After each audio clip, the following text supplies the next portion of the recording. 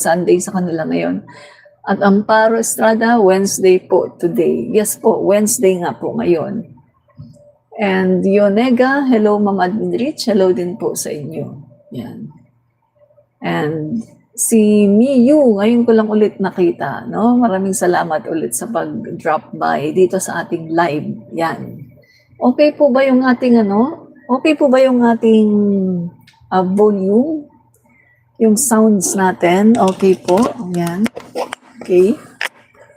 Wednesday po, stand corrected po ako kasi holiday dito sa Hong Kong ngayon. Akala ko Sunday tuloy. Sorry po. Kaya nagtaka ako, sabi ko, saan kayang bansa siya?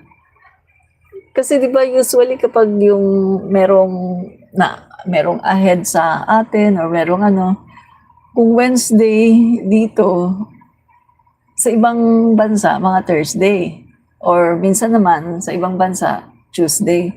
Kaya nagulat ako, ang layo naman ng parang gap. Wednesday tapos Sunday, ang layo ng gap.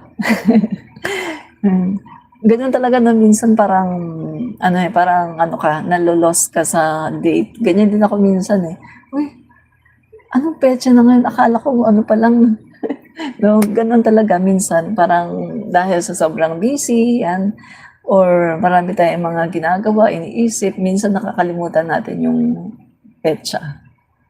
Full of flowers, John Paul. Ay, opo, no? Maganda po yung, mahilig kasi ako sa flowers. Vincent Lamban, hi. Hi din po sa inyo. And Elvira, sis Miyu, shouty, yan. At okay. Shakoy, good day po, ma'am. Yan, good day din sa'yo, Shakoy. Yan. Tsaka si John Paul, yan. Okay. Nakita ko na po kung sinong kinasuhan. Sana sinama si Bongo at Cheese. At sana si Pulong din. Ang pagkakaalam ko po, si Bongo at si Pulong, kinasuhan naman ni Trillanes. No, si Bongo at saka si Pulong. Pero sa tingin ko, makakasuhan din yan si Bongo, no, dito sa ICI. Pero syempre, kinakalap pa lahat ng mga evidences, no, para talagang maging malakas yung kaso.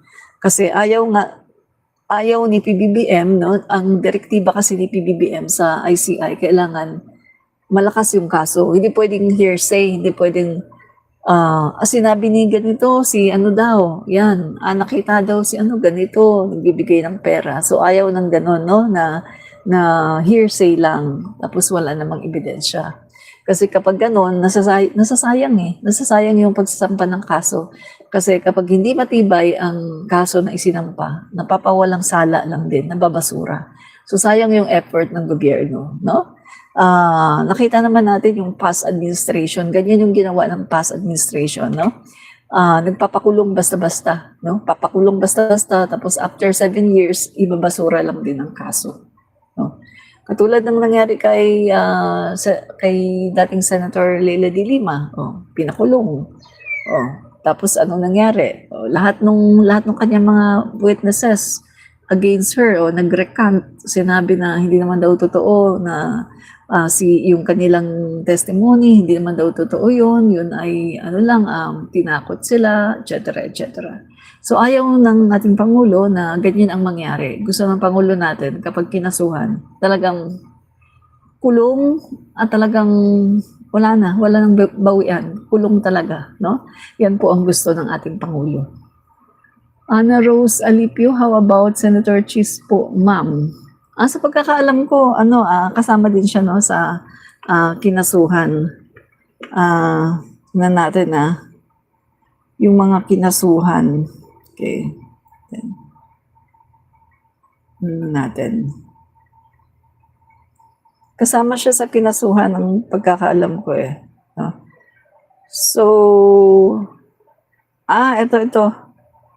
Ang mga kinasuhan lang ay Independent Commission for Infrastructure will recommend to the Ombudsman the filing of criminal and administrative charges in line with anomalous flood control projects against the following: Senator Joel Villanueva, Jinggoy Estrada, Saldico, Mitch Kahayun Uy, Roberto Bernardo, yung dating USEC ng DPWH, at saka si Mario Lipana. So wala pa pala si Jesus Escudero, no? Siguro ay naghahanap pa sila ng medyo matibay na ebidensya na talagang maglilink sa kanya directly, no? So wala pa, pero ano pa yan ginagather pa kasi lahat ng mga ebidensya, kasi ang gusto nga ng Pangulo natin, ang kanyang direktiba ay kailangan, ayaw niya yung yung name drop, no? Na nasisira lang yung reputasyon ng mga tao. Gusto niya, pag merong nag-name drop, kasama kailangan merong matibay na ebidensya, no? Kaya nga, dito, wala pa rin si Speaker Martin Romualdez. Gustong-gusto nitong mga DDS na ipakulong kaagad, no, si Speaker Martin Romualdez. Ang sabi nga ni Ombudsman, Boying Rimulya, maghanap kayo ng ebidensya, ibigay nyo sa amin. Kapag meron kayong mga ebidensya, kakasuhan natin. Yan po ang sinabi ni Ombudsman Boying Rimulya. Kasi hindi po pwede yung kasuhan mo basta-basta yung tao pagkatapos wala namang matibay na ebidensya. Kasi baliktarin natin kung sa inyo mangyari, no? Kung sa mga DDS mangyari ito, papayag ba sila na basta-basta sila kakasuhan, papakulong kung wala namang matibay na ebidensya? So, ngayon, gustong-gusto nilang ipakulong na kaagad si Speaker Martin Romualdez, no? Dating speaker, gusto nilang kasuhan agad, ipakulong kaagad. Wala pa silang mga ebidensya na matitibay, direkta na magtuturo, no, kay dating Speaker Martin Romualdez, pero gusto nila ipakulong kaagad. Pero kapag bumaliktad naman, sa kanila naman nangyari, sasabihin nila, due process. Sasabihin nila, kailangan namin ng due process. Ay, bakit ganito? Bakit basta na lang kaming kakasuhan na wala namang ebidensya, ganyan-ganyan. Diba? Naghahanap sila ng due process kapag sila yung involved. Pero kapag yung tao na mga gusto nilang isangkot at idiin, walang due process o ikulong ka agad yan. Yan po, ganyan po ang mga DDS. Diba? Ganyan po sila. Si Dan, nasaan si Romualdez? Nandito lang po siya, no, sa Manila, no? Si dating Speaker Martin Romualdez, nandito lang siya sa Manila. At katulad nga ng sabi ni Ombudsman Rimulya, kung gusto niyong ipakulong talaga si Speaker Martin Romualdez, tumulong kayo sa paghahanap ng ebidensya, pagkalap ng matitibay na ebidensya, pagkatapos ibigay niyo sa Ombudsman para makasuhan. Yun po ang maganda, no? Yan. Edward, ICI, isama niyo si Saldico. Si Saldico, ayan na, kinasuhan na talaga siya. Kasi kay Saldico, talagang, wala nang kumbaga kay Saldico, wala na siyang lusot dyan. Kasi talagang, kahit yung mga USEC, sina Bernardo, itinuturo talaga siya Sina Bryce Hernandez, itinuturo talaga siya. So, yun ang nagtuturo sa kanya. Yung mga diskaya, wala naman Wala. Hindi siya itinuturo.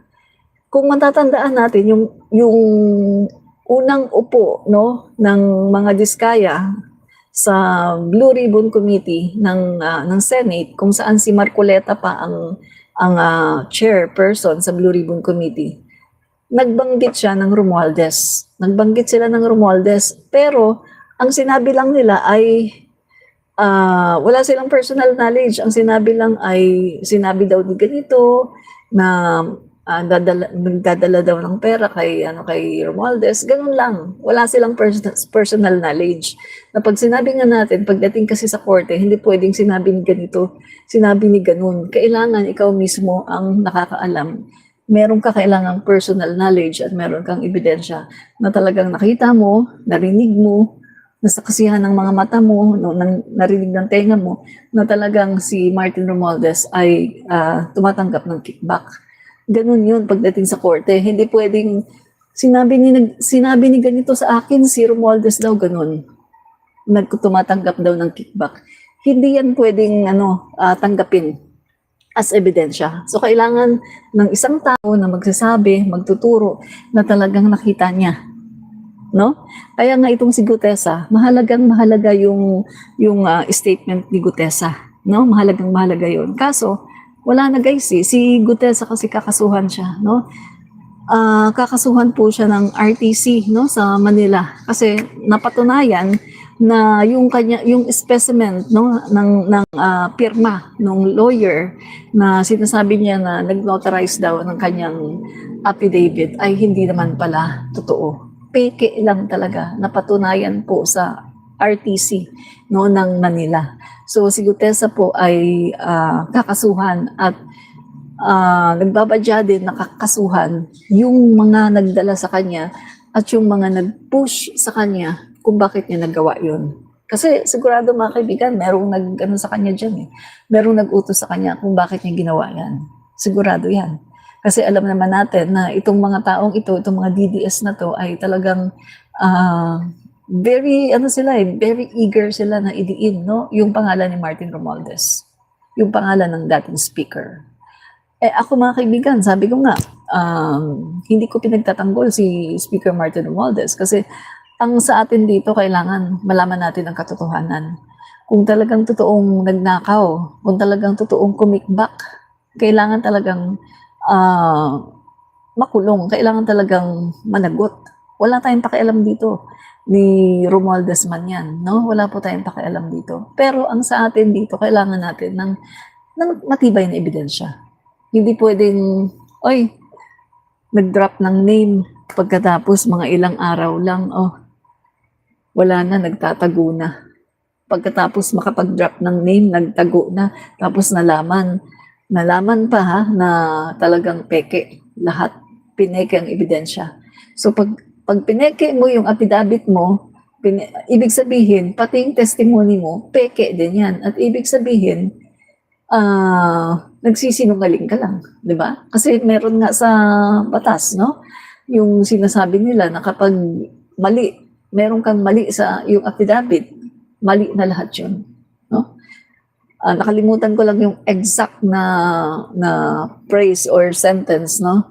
Pero yan po ang sinasabi sa batas na kapag may mali ka sa iyong affidavit, mali na lahat yan. Mali na lahat yung mga ginawa mo. Lalo na to na finorge lang niya ang signature ng lawyer. Bakit niya kailangang i-forge ang signature ng lawyer?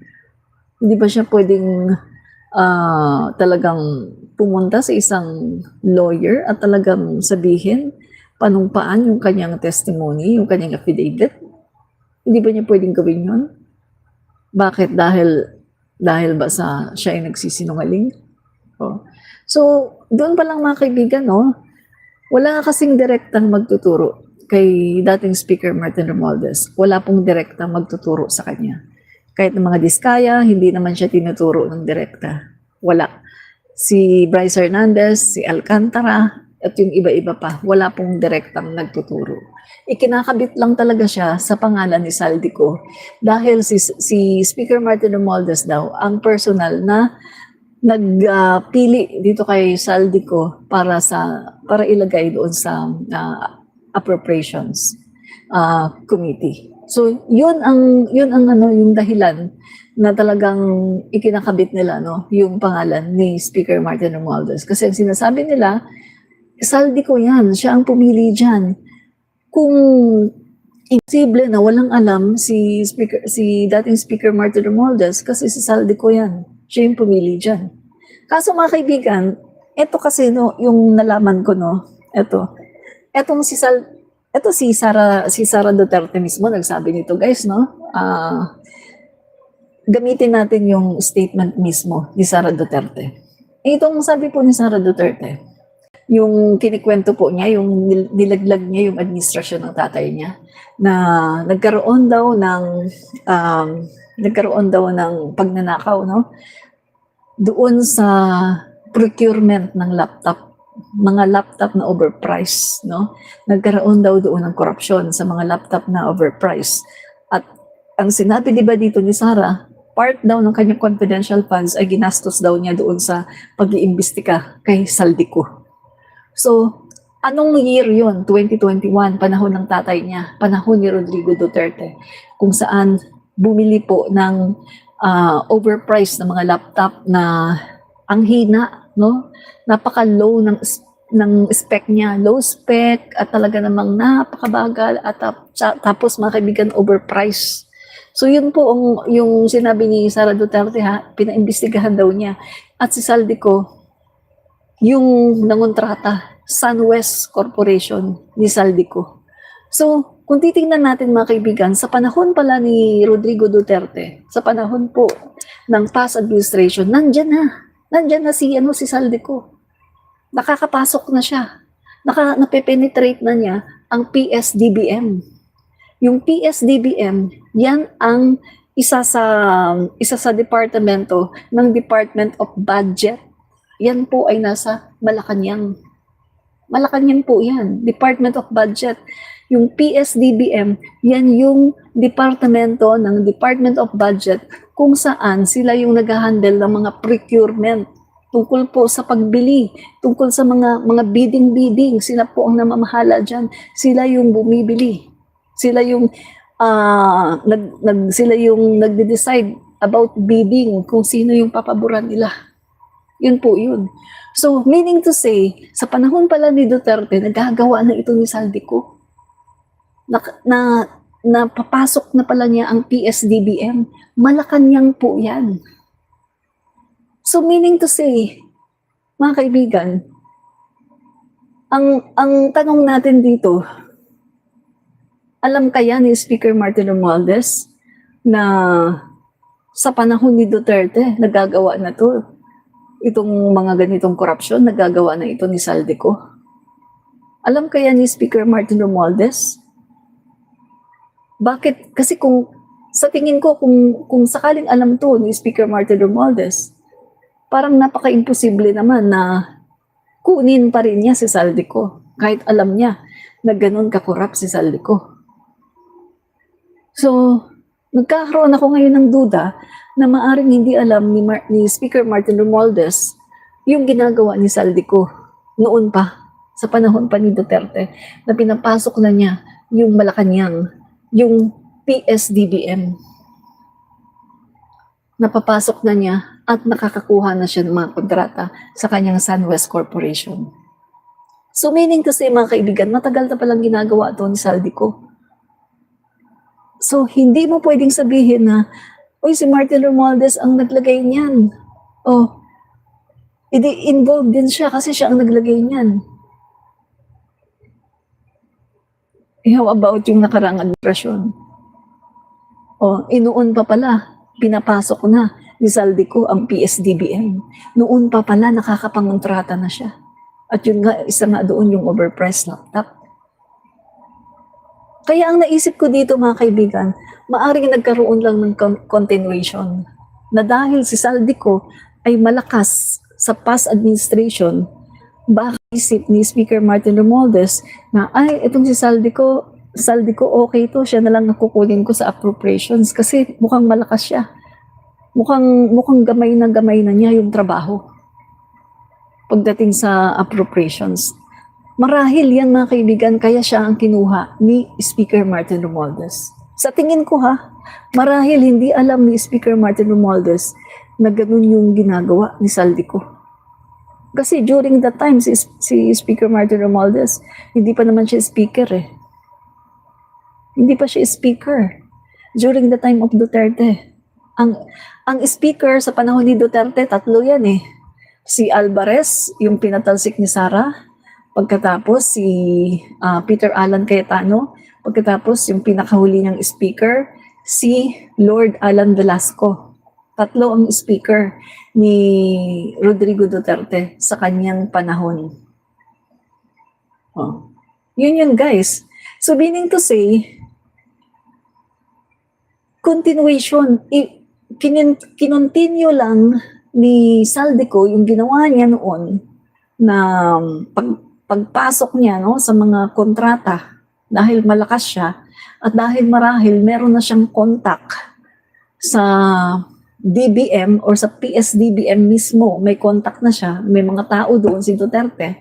Remember guys, Christopher Lau, tao ni Bongo at ni Duterte, from Davao City, dinala niya sa Malacanang, inilagay sa PSDBM kung saan Doon, yung departamento na nagpo-procure, sila yung namamahala sa pagbibid. Doon yun. At malakas doon si Saldico. Kaya kung ating i-scrutinize, nagpo-fall pa rin tayo sa Duterte. Duterte pa rin, mga kaibigan. Every roads lead to Duterte administration. Hindi kay Romualdez. Kasi si Romualdez, 2023, 2024. Yan lang naman kay Romualdez eh. 2023, 2024, 2022, hindi sa kanya yon, may budget na yon, Duterte administration yun. 2023 lang siya, tsaka 2024. Pagdating ng 2025, wala din siya sa BICAM. Ni wala ang pangalan niya, ni wala ang kanyang pirma. At sinabi niya mismo, wala siya sa BICAM, at maraming mga nag-testify ng mga kongresista, wala nga talaga siya sa BICAM. Make sense? Kaya mga kaibigan, hindi talaga siya makasuhan, no? Ang kailangan talaga ni Ombudsman Boyeng Rimulya, mag-provide kayo ng mga ebidensya. Kung gusto niyong makulong si dating Speaker Martin Romualdez, mag-provide kayo ng mga ebidensya. Huwag yung sasabihin niyo, oy, ito mastermind, ikulong niyo. Pagkatapos, asan ebidensya mo? Wala. Nga. Alam niyo mga DDS, itong sabihin ko sa inyo, puntahan niyo si Sara Duterte.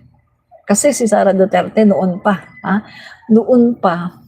ay ang dami na niyang sinasabi about former Speaker Martin Romualdez. Noon pa si Sara Duterte, ang dami na niyang sinasabi na ito daw nagnanakaw, ito daw ganito, ganyan. Punta kayo kay Sara Duterte, baka marami siyang ebidensya. Para maipakulong niyo si Martin Romualdez.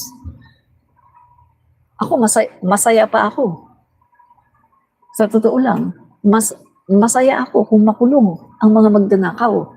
Kung talagang magnanakaw. Diba? Pero kung hindi naman ginawa, kung wala naman talaga, unfair yun. Unfair na makulong ang isang tao na hindi naman niya talaga ginawa. Diba? So, ang natatanong ko lang sa isipan ko, ano ba ang dahilan bakit hindi alam ni Speaker Martin Romualdez ang mga ginagawa ni Saldico?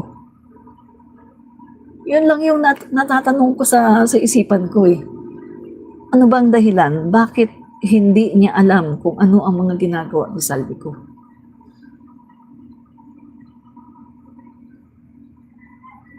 Pero nagkakaroon din ako ng answer sa question ko. Gusto ko i-share ko sa inyo kung anong answer ko, kung anong sagot ko doon sa aking sariling tanong. Marahil, si Speaker Martin Romualdez, pinapaubaya niya sa iba-ibang mga committee yung kanilang trabaho. Marahil si Speaker Martin Romualdez, binibigyan niya ng free will ang bawat committee sa Kongreso. Kasi mga kaibigan, ang Kongreso may kanya-kanyang committee.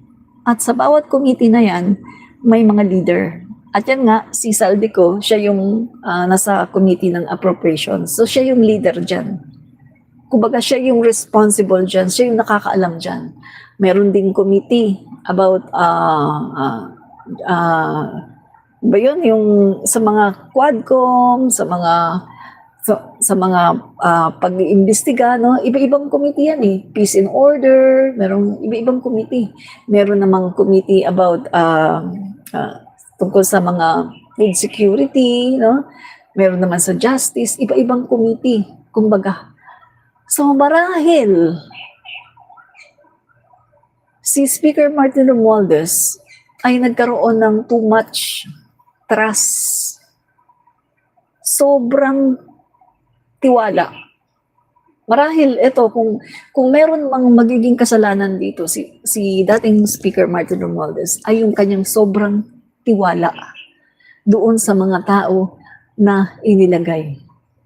Doon sa mga tao, sa mga chairman ng bawat committee, maaring ang naging kasalanan ni Speaker Martin Romualdez ay ang sobrang tiwala at hindi na niya marahil in-scrutinize at inalam kung ano-ano ba ang ginagawa ng mga ito, lalong-lalo na si Saldico. So kung merong magiging kasalanan si Speaker Martin Romualdez dyan, ay too much trust. Masyado siyang nagtiwala. Sasabihin ng iba, negligence. Okay, sabihin na natin negligence. Na-neglect niya. Yung na-neglect niya yung pag-overseer, pagtingin, pag-check kung ano nang nangyari dyan. Sabihin na natin negligence. Pero, yung negligence ba, makakasuhan ka ba yan? Dahil mapapakulong ka ba dahil sa negligence? Wala, di ba? Correct me if I'm wrong, pero parang wala akong nakita sa batas na naipakulong ang isang tao dahil sa negligence. Walang ganun. Kung gusto niyo talagang maipakulong si dating Speaker Martin Romualdez, kailangan i-involve niyo siya sa krimen. Directly sa krimen. O kung hindi man directly, at least yung siya ang nag-utos. Kung hindi man siya diretsa na talagang yung gaarapalan na ng hingi, at least man lang may establish nyo na siya yung nag-utos kay Saldico para talagang makasuhan siya. Hanggat wala kayong naipapakitang ganyan na ebidensya, hindi talaga siya makakasuhan at hindi siya makukulong. Yun ang katotohanan. Kasi wala pong nakukulong dahil sa negligence. Sa pagkakaalam ko sa batas natin, walang nakukulong dahil lang sa negligence. Dahil lang sa napabayaan niya, hindi niya na-check si Saldico, hindi niya nalaman kung anong mga ginagawa ni Saldico. Wala pong nakukulong sa negligence. Sa pagkakaalam ko. Kailangan i-involve niyo siya sa kaso na talagang siya ang nag-utos na mangulimbat si Saldico.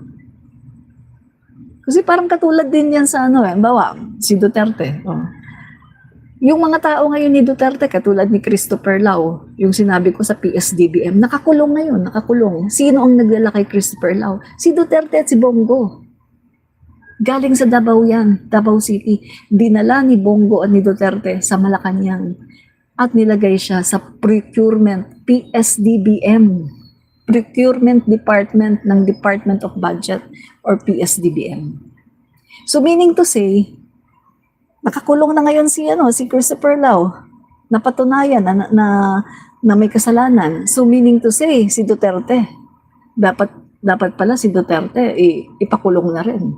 Kasi siya yung nagdala kay Christopher Lau. Oh. Pero bakit si Duterte hindi dinawit? Kasi nga, kung sasabihin mo lang, ay, baka negligence lang. Baka hindi lang niya na-check na ganyan na pala ang ginagawa ni Christopher Lau na ito, nangungulimbat na pala sa Parmali. Oo. Wala namang makukulong dahil lang sa negligence. O, diba?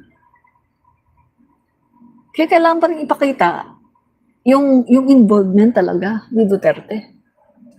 At sa pagkakaalam ko, mga kaibigan, may mga lumalabas na rin na yung involvement ni Duterte, patungkol dito sa Parmali. Pero hindi yan naging successful. Kasi nga, during that time, Duterte administration yun yung Blue Ribbon Committee hearing about Parmali, Duterte administration yan. Kaya hindi yan nag-prosper.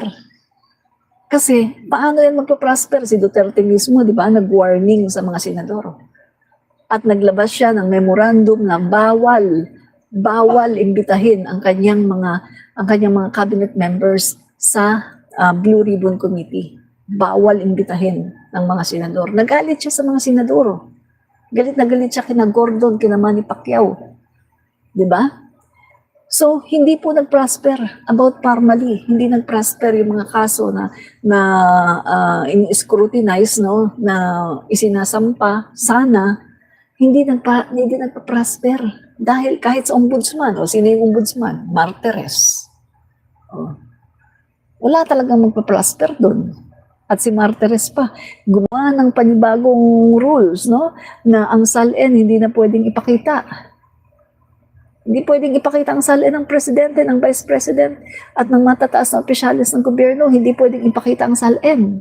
Under Martires yan, Martires leadership as ombudsman. At gumawa pa siya ng rule, no? Kapag merong nagkukomento about the SALN of a certain high official, ay makukulong. Oh. Saan ka nakakita nun? Si Martires ay naging tagapagtanggol ng mga matataas na government official. Instead na ipagtanggol ang taong bayan sa pamagitan ng pag-scrutinize ng pera at pagpapakulong ng mga tiwaling opisyales, ang nangyari, si Martires ay naging tagapagtanggol ng mga matataas na opisyalis ng gobyerno, katulad na lang ng presidente. Kaya nga, yung sinasabi ni Ombudsman Boying Rimulya ngayon, yan ang reason kung bakit naging talamak lalo ang korupsyon sa gobyerno. Kasi biruin mo ha, 6 na taon, parang nilegalize nila ang korupsyon. Tinanggal ang paglalabas ng SALN, hindi na pwedeng ilabas ang SALN. At kapag may nagkomento na about the SALN of a certain high official, ay pwede kang kasuhan. O syempre matatakot na ngayon yung mga critics. Tapos nandyan pa yung pinapasara yung mga ABS-CBN, yung mga critical kay Duterte. Yung Rappler, pinapakulong si Maria Ressa. Pinapatsugi yung mga journalist na critical sa Duterte administration. So andun talaga yung andun yung sa panahon ni Duterte, andun yung pag-o-oppress sa freedom of the press, freedom of expression. Hindi kayo pwedeng mag-rally, malakihang rally. Sa panahon ni Duterte, walang ganyan. Nakakita ka ba ng malakihang rally sa panahon ni Duterte? Wala. Hindi po pwede. Yung mga rally doon sa panahon ni Duterte, kaunti, maliit pa lang, talagang talagang binubuwag na. Hindi pwedeng mag-rally-rally sa panahon ni Duterte. Itatag ka niya as NPA komunista. Yan ang sabi ni Duterte. Yung mga nagrarally, yan daw yung mga komunista, mga NPA. Eh ngayon, ang mga DDS, panay ang rally. So ibig sabihin, ang bagong komunista at bagong NPA ngayon ay yung mga DDS. Yan sabi ni Duterte. NPA daw at mga komunista yung mga nagrarally.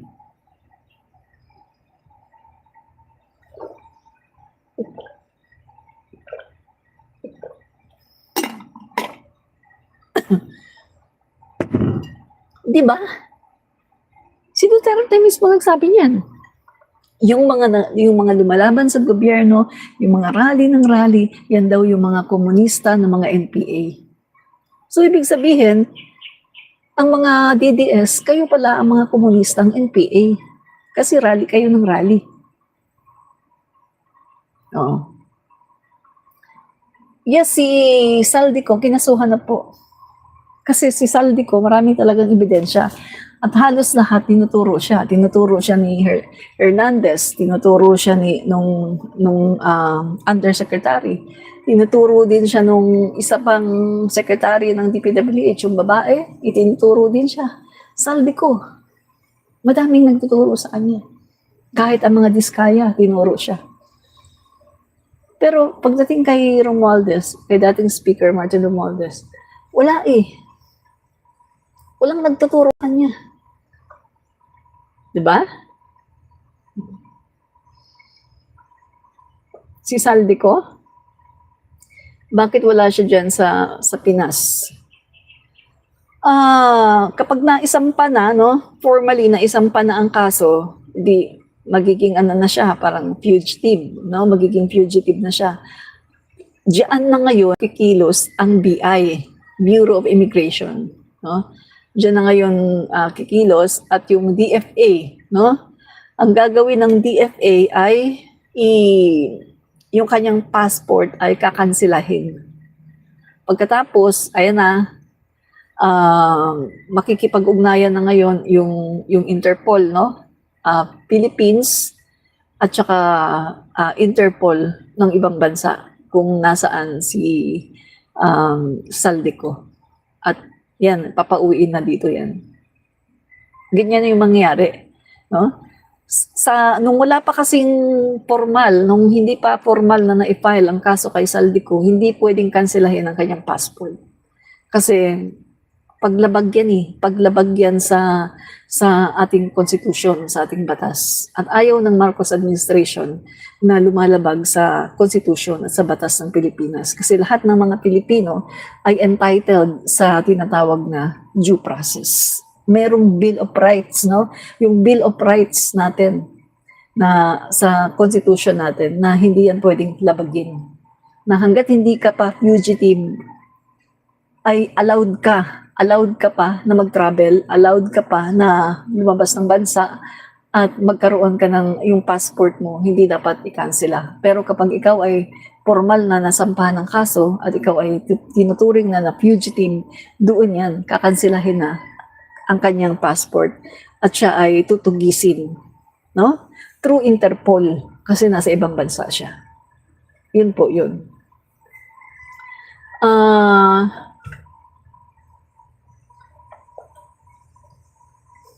Sabi ni Victoria Miranda, marami na po nilabag na batas ang admin Marcos. Sabihin mo nga anong batas ang nilabag ng Marcos administration?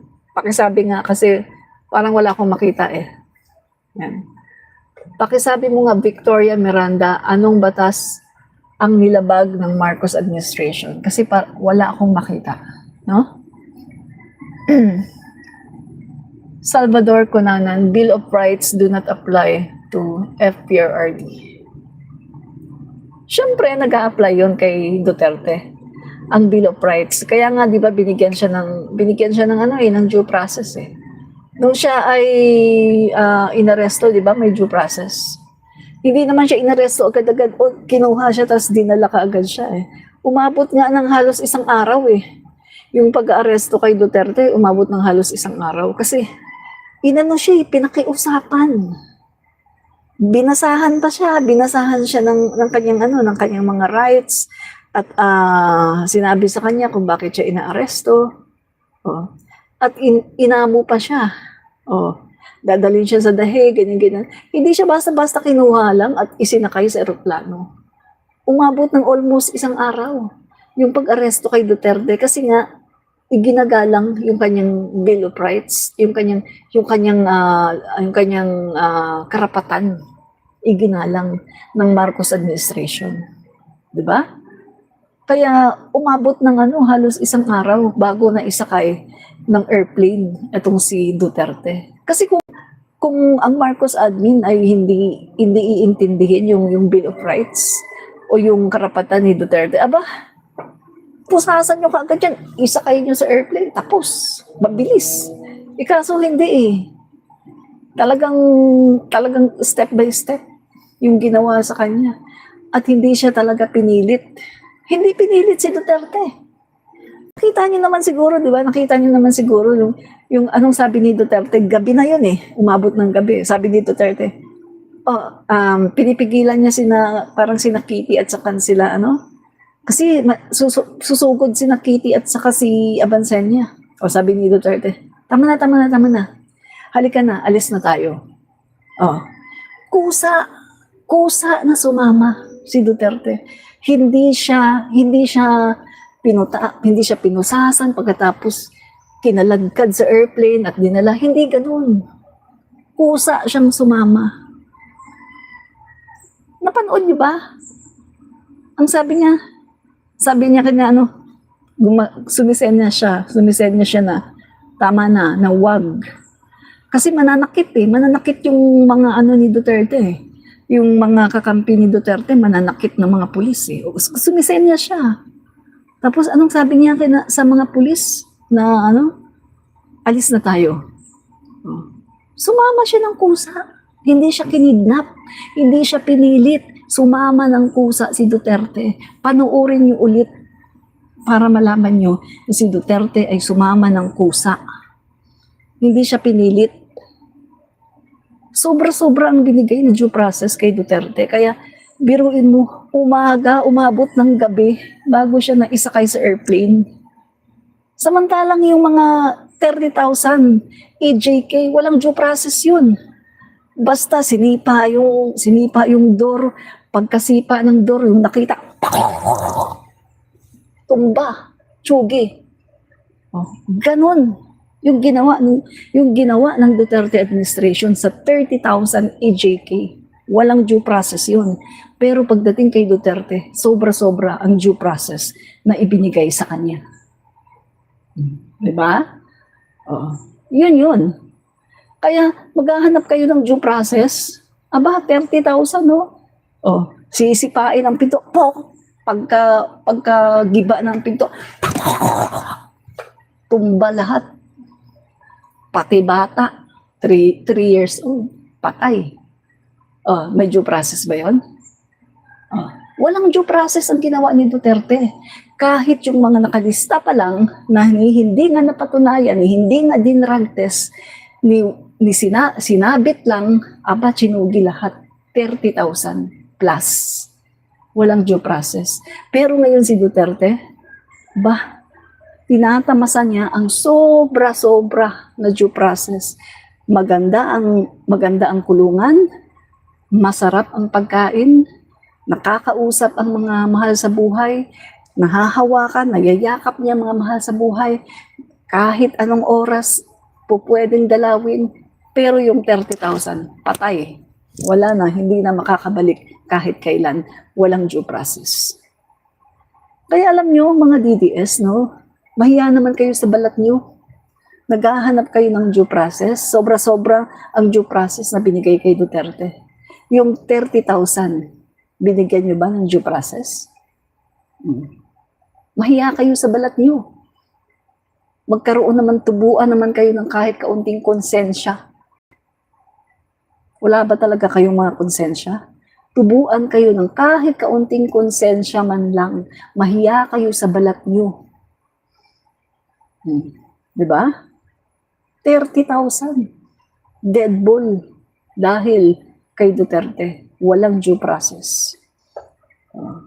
Tapos kayo ngayon, hanap-hanap kayo due process. Grabe binigay na due process kay Duterte. Grabe, sobra-sobra ang due process na binigay sa kanya. Kung tutuusin, hindi nga siya dapat magkaroon ng due process eh. Dapat nga ginawa sa kanya. Dapat nga, sa totoo lang, dapat diretso ganun eh. Pero ayoko rin na diretsong ganun. Gusto ko habang buhay siya makulong para malasap niya yung paghihirap. Kaso ang ganda ng kulungan niya. Paano siya maghihirap doon? Ang ganda-ganda ng kulungan niya. Sarapan ng pagkain.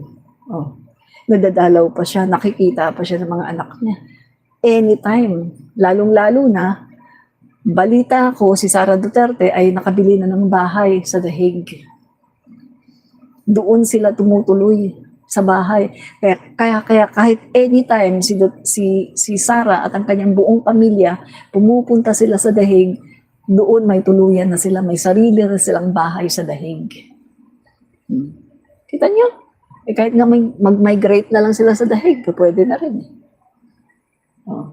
Kita mo yan, Samantalang namatay, 30,000 extrajudicial killings, nasaan? 6 feet below the ground. Ni kaluluwa, hindi na bumabalik. Kasi wala na eh. Patay na sila. Pero si Duterte, buhay na buhay. Diba?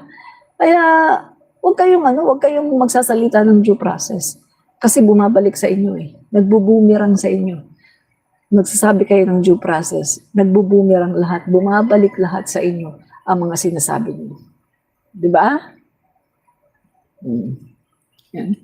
So yan yung mga mga kinasuhan, Senator Joel Villanueva. Kay Villanueva kasi, meron talagang may mga ebidensya. Jingo Estrada, meron din. May mga ebidensya. Saldico, madaming ebidensya.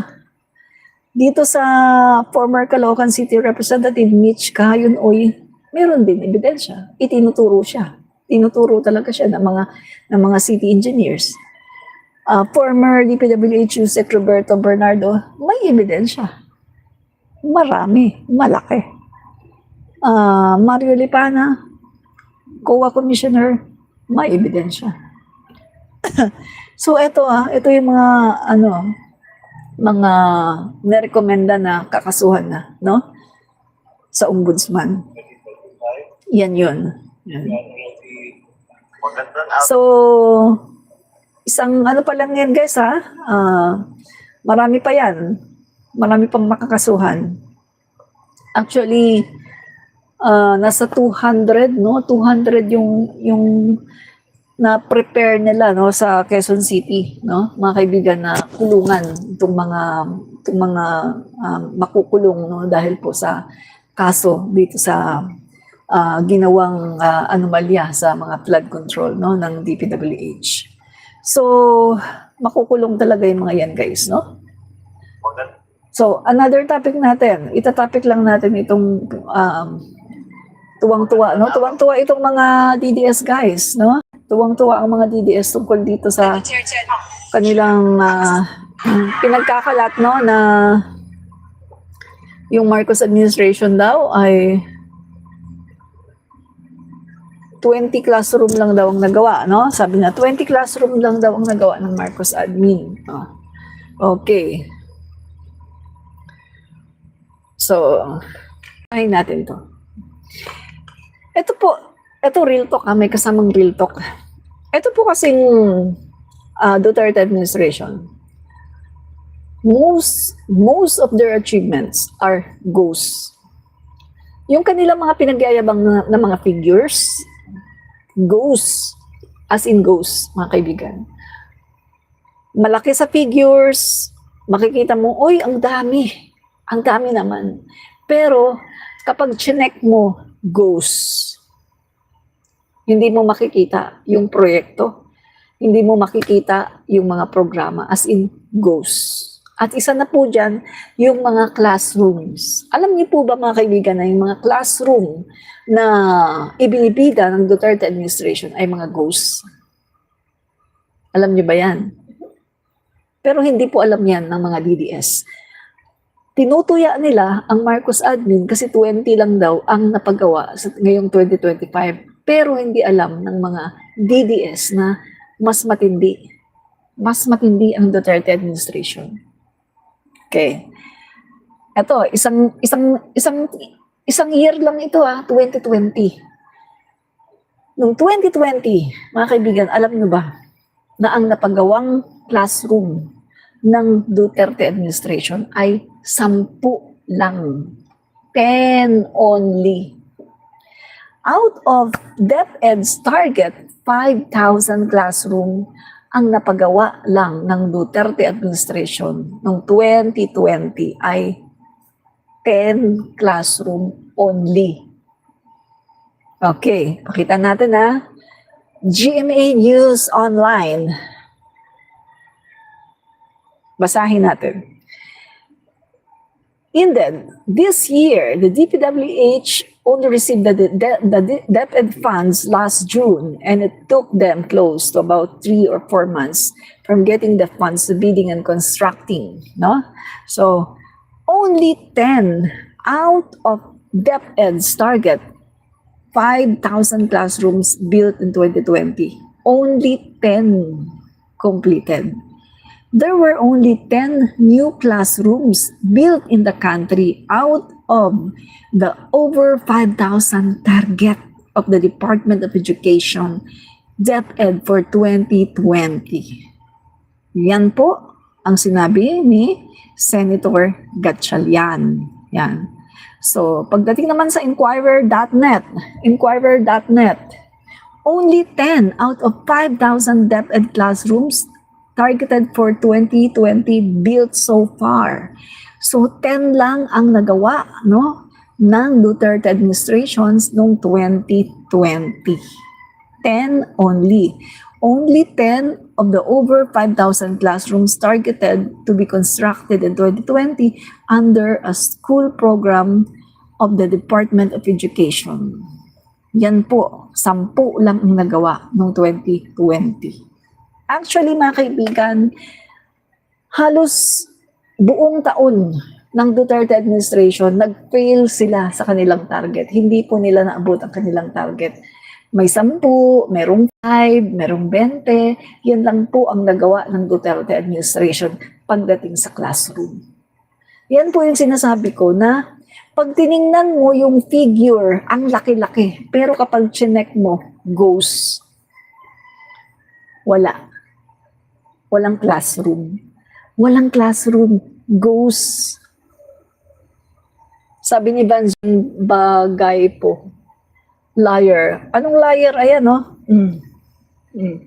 Balita, oh. Inquirer.com, only 10 out of 5,000. Ha? Inquirer yan. Ito naman, GMA. Oh. Yan kasi ang hirap sa inyo mga DDS. Bulag kayo. Merong vlogger na nagsasabi sa inyo ng katotohanan about the administration of your tatay na iniidolo nyo, iminumulat ang mata nyo para hindi kayo manatiling bulag, pero ayaw ninyong tanggapin. Kasi bulag kayo kasi kayo'y kulto. Fix ng utak nyo. So mas gusto nyong paniwalaan ang kasinungalingan kaysa maniwala sa vlogger na nasa harapan ninyo na sinasabi ang katotohanan gamit ang mga balita ng GMA, Inquirer.net, at marami pang iba. Philstar din, meron din. So, ayaw niyong maniwala. Mas pinapaniwalaan niyo ang kasinungalingan na pinipid sa inyo ng mga DDS vloggers at influencers na sinasabi sa inyo na, uy, ganito, ang daming achievements sa Digong, ganito kabongga, ang laki, ang daming achievements sa Digong, tuwang-tuwa naman kayo. Pero hindi nyo alam na ang pinipid sa inyo ay kasinungalingan dahil yung mga sinasabi sa inyo na mga figures ay mga ghosts.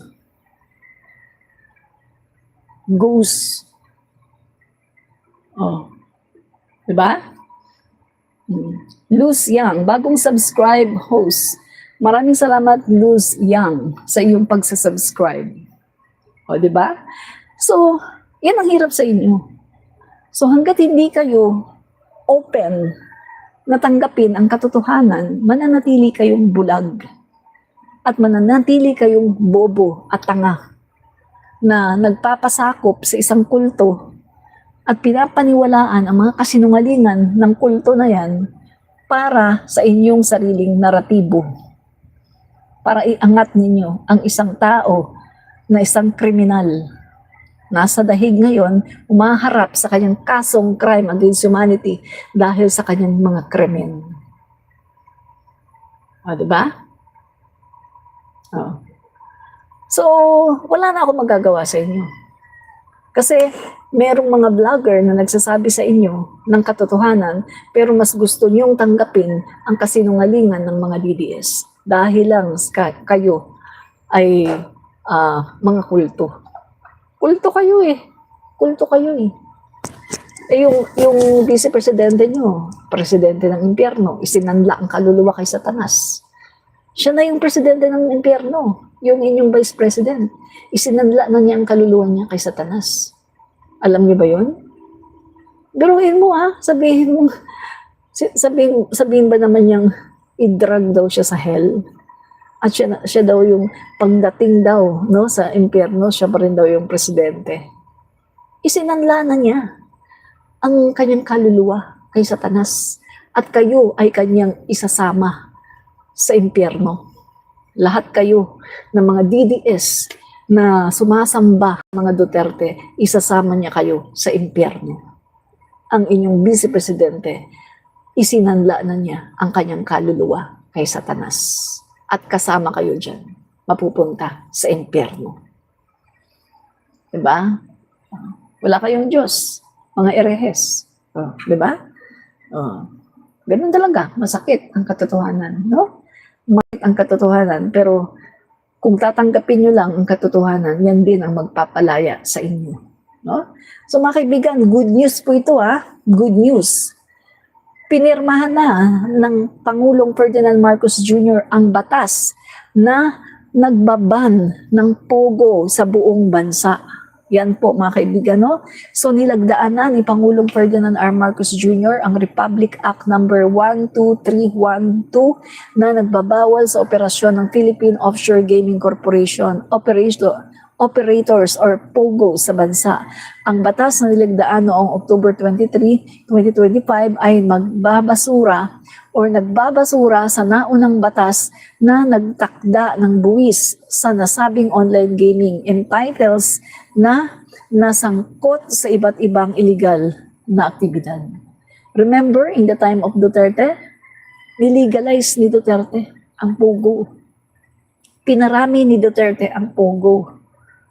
Na alam naman ni Duterte na ito ay magdudulot ng masama sa ating bayang Pilipinas. Pero anong ginawa ni Duterte? Wala siyang pakialam. Kasi si Duterte po, mahilig siya sa mga illegal na gawain. Yan po ang ano ni Duterte. Mahilig siya sa mga illegal na gawain. At hanggat hindi piniperwisyo ang kanyang pamilya, okay lang sa kanya kahit may droga, okay lang sa kanya kahit may illegal POGO, okay lang sa kanya kahit may mga isabong, mga kung ano man yan, basta hindi direkta, hindi naaapektuhan ang kanyang pamilya, okay lang sa kanya. Ganyan siya, kasama na leader ng bansa. Nagkamali tayo na inihalal natin ang isang Rodrigo Duterte. Nagkamali tayo. Dinala niya ang ating bansa sa kadiliman at kapahamakan. At kita mo ano nangyari? Mga kaibigan, West Philippine Sea, binenta pa. Binenta sa China. At sa panahon ni Duterte, budol din yung sinasabi ng influencer ngayon ni Duterte na sa panahon daw ni Duterte, ang dami daw trabaho. Budol nga yung mga pinapakita nila ng mga influencer ni Duterte. Budol, guys. Yung pinapakita nila ng mga achievements, ng mga, ang daming mga numbers, mga malalaking numero. Ito, wala na daw gutom, keso ganyan. Ang dami, guys, pinapakita nila, puro pambubudol. Diba? Katulad na lang ang sinasabing, build. Ito pa, build daw. Ito ang pangako ni Duterte dadami daw ang mga trabaho dahil daw sa build. Anong nangyari? Sino ang nagkatrabaho sa build? Mga Pilipino ba? Hindi. Sino ang nagkatrabaho? Chinese. Inchik. Priority ang mga inchik sa build ni Duterte. Pakita ko sa inyo ang evidence. Meron tayong ebidensya palagi. Hindi pwedeng nagsasalita tayo na walang ebidensya. Palagi tayong may ebidensya, no? Pakita ko sa inyo ang ebidensya. Okay, pakita ko sa inyo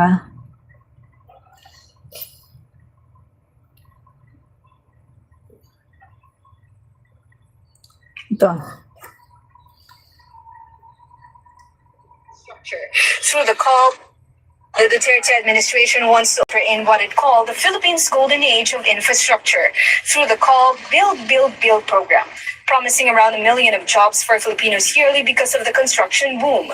But some Filipinos feel Chinese workers are given priority. Sa totoo lang, nasasaktan talaga ako sa ginagawa nila ngayon. Kasi ito sa totoo lang dapat Pilipino talaga. Parang iniisip nila na hindi kaya ng Pilipino magtrabaho yung gawain ng Chinese. Sabi nga daw po nila kukuha sila ng tao na taga rito sa amin. Pero hanggang ngayon wala pang abiso. The Duterte administration. Sino nakinabang? Chinese. Kaya sa panahon ni Duterte, yung influx ng mga Chinese dito. Nagtatrabaho sila dito. So sila may trabaho, maganda yung kanilang mga buhay, may trabaho sila, malaking sweldo sa build, no? Pero walang ang mga Pilipino hindi kinuha. Nasa na yung pangako ni Duterte na more jobs for Filipino? Budol. Kasi si Duterte nga ay pro-China. Hindi niya papaboran ang mga Pilipino. ang papabura ni Duterte ay ang mga Chinese. Walang pakialam si Duterte sa Pilipino. Sa totoo lang. Kaya nang sabi niya, mahirap kayo, magtiis kayo sa gutom, PI kayo. Di ba? Yan yung sinabi ni Duterte. Kasi wala siyang pakialam sa mga Pilipino. Chinese ang priority ni Duterte. Kaya kahit sa kanyang build, na sinabi niya na magkakaroon ng maraming trabaho ang mga Pilipino, o sinong mang kinuha? Chinese.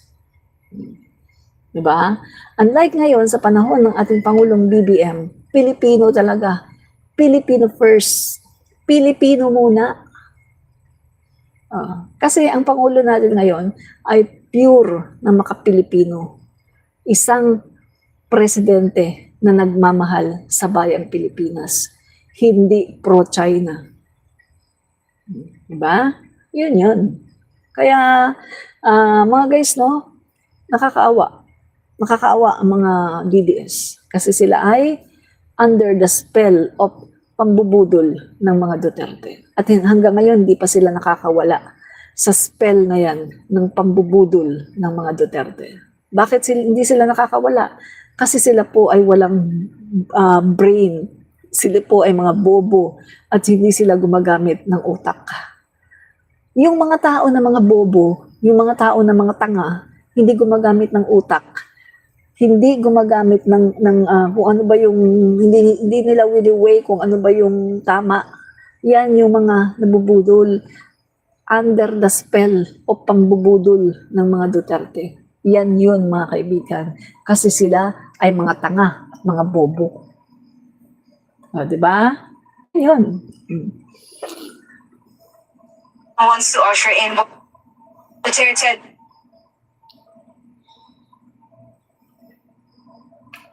Palabas ko lang to sa inyo, itong pinagmamalaki ni Sarah. Ha? Yes.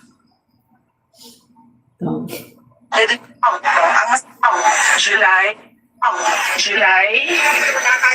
2024. July 2024, I went to Germany. In December 2024, I went to Denmark. In January 2025, I went to Japan. In the third and fourth week of January, I went back to Japan. In February of last third week and last week of February, I went back to Japan. On March, I went to Hong Kong.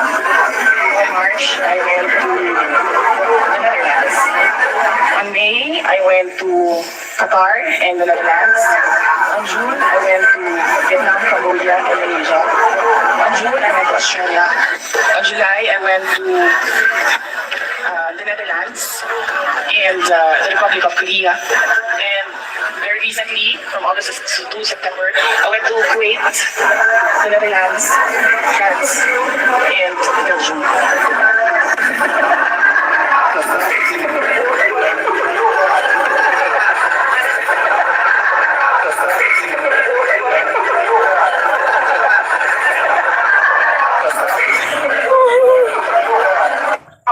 July. Kita mo. Sa pagbabasa niya, medyo napapatigil, no? Kasi naisip niya, hala, parang buong taon nasa abroad ako, hindi pala ako nagtatrabaho.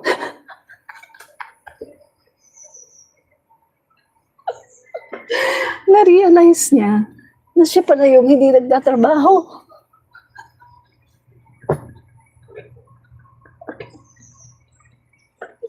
Diba sabi niya, akala niyo ba nagtatrabaho si BBM? Yun pala mga kaibigan, siya pala yung hindi nagtatrabaho. Halos buong taon, nasa abroad.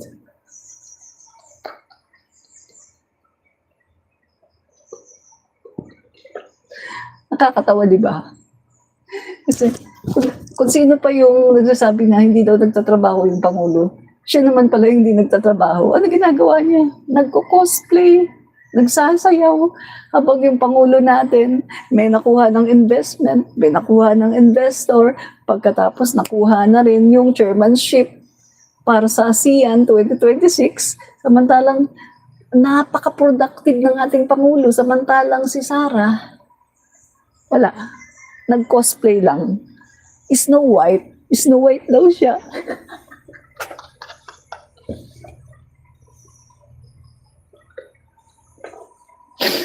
Vice Presidente yan. Ay, nako. Naisip ko, kawawa naman tayo. Pinapasahod natin siya ng 300,000 plus per month.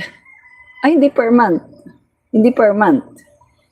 1530. 300,000 plus. 1530 yun ah. 15, tapos 30. So, 300,000 plus, pumapatak na nasa 600,000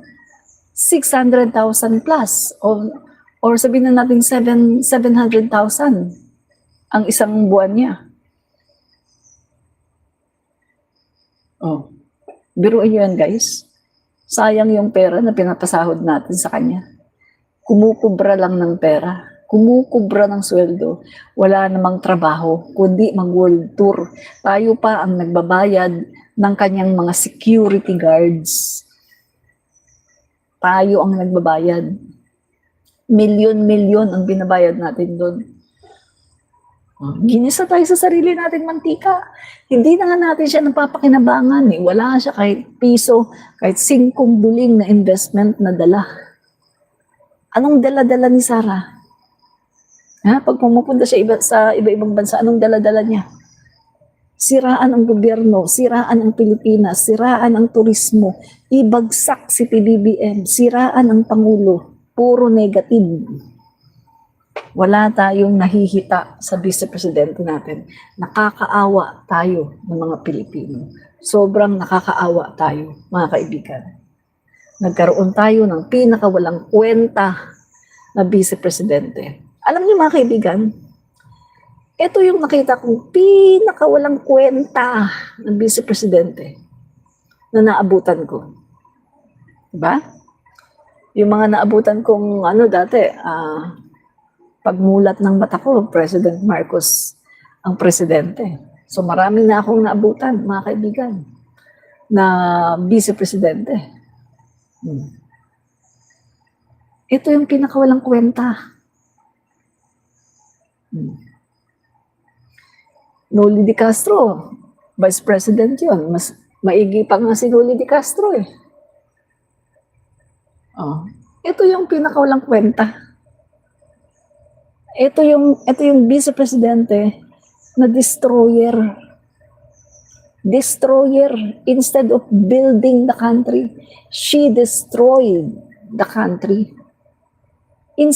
Instead na i-build niya ang ating bansa, palakasin ang bansa natin, winawasak ni Sarah ang ating bansa.